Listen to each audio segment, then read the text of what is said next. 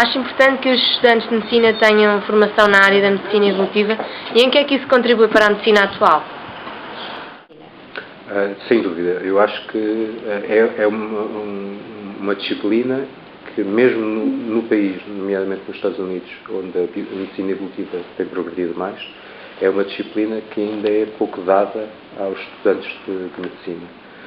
Mas eu acho que, até pelos exemplos que dava antes, não é, que tem uma importância grande.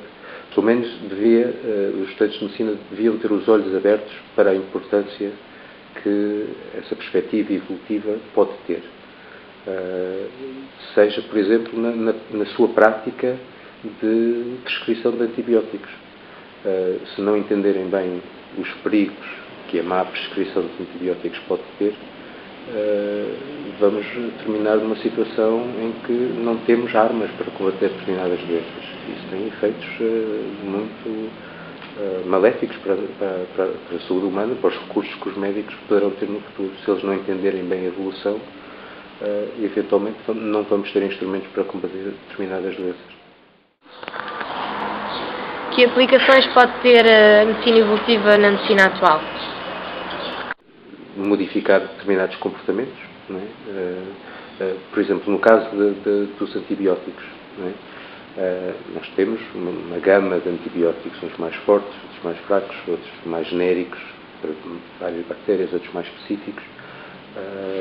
Talvez devesse haver práticas ou regras sobre como aplicar os vários antibióticos, haver alguma rotação no uso dos antibióticos mais genéricos para evitar a evolução de resistência por parte das bactérias, da mesma maneira que se faz rotação nos campos agrícolas, não é?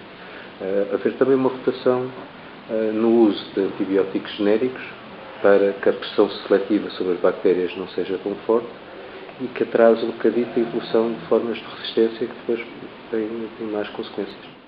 Para finalizar, gostaríamos que, através de uma doença concreta, nos explicasse em que é que a medicina evolutiva pode ajudar na cura.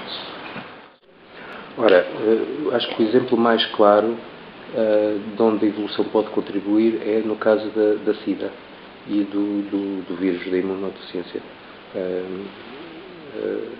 Isto porque o vírus, pelo seu curto tempo de geração, evolui dentro de um único paciente.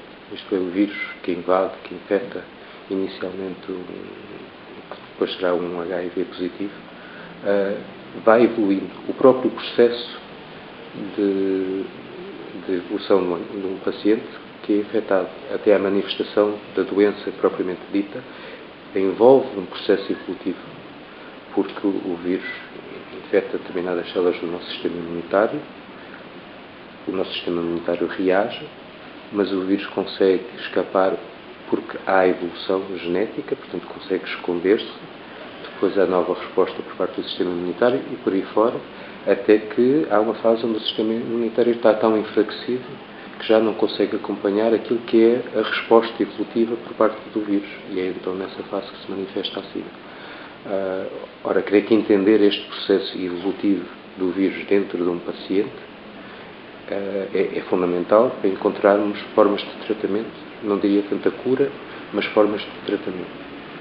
Da mesma maneira, entender como é que são as taxas de contágio entre pessoas infectadas e como é que isso pode afetar, por outro lado, o nível de virulência do próprio vírus, é também um tema de estudo dentro da própria evolução, e isso também pode informar sobre que melhores estratégias adotar em termos de aplicação de medicamentos, de contactos, que efeitos é que contactos entre pessoas infectadas e não infectadas pode ter, como é que isso afeta a virulência do vírus. Portanto, esse acho que é um tema que pode contribuir, não diria tanto para a cura, porque creio que fazer uma vacina para o vírus da SIDA é algo muito complicado. Se para o vírus da gripe já é complicado, quanto mais para o vírus da SIDA, que tem de facto uma fenomenal capacidade de evoluir, é muito difícil ter uma vacina contra este vírus que perdure durante algum tempo. Não é? Para o vírus da gripe, temos uma vacina todos os anos que vamos prevendo qual é que vai ser a estirpe do ano seguinte e, em função disso, fazemos a vacina. No caso do vírus da SIDA será muito difícil, mas creio que entender estes processos evolutivos do vírus em função do nosso sistema imunitário pode contribuir para que, como já vai sendo de facto, que seja uma doença crónica e não uma doença fatal. É curioso porque no caso da SIDA e do HIV se foi aprendendo a utilizar conhecimentos evolutivos. Inicialmente descobriu-se um medicamento, o AZT. Utilizou-se o AZT. Teve alguns resultados iniciais. O vírus rapidamente evoluiu a ter resistência ao AZT. E o mesmo sucedeu com outros medicamentos.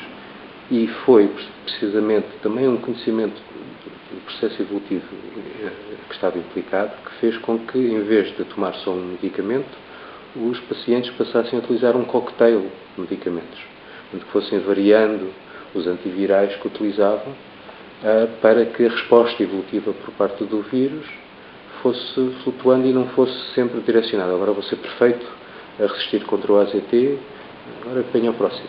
Porque elimino logo isto. Se vier ataques em várias frentes e com pressões diferentes ao longo do tempo, isso estende a vida de um HIV positivo.